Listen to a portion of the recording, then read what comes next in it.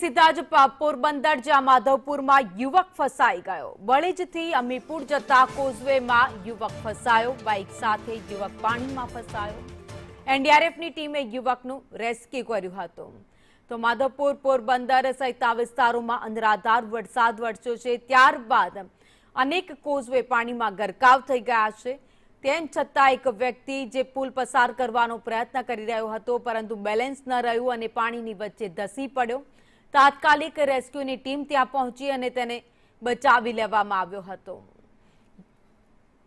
સંવાદદાતા આશીષ અમારી સાથે જોડાઈ ગયા છે। આશીષ, અનેક વિસ્તારોમાં પાણી ભરાઈ ગયા છે। પોરબંદર સહિત આસપાસના વિસ્તારોમાં એક વ્યક્તિનું રેસ્ક્યુ કરવામાં આવ્યું। અત્યારે કયા કયા વિસ્તારોમાં પાણી ભરાયેલા છે, કેવી સ્થિતિ?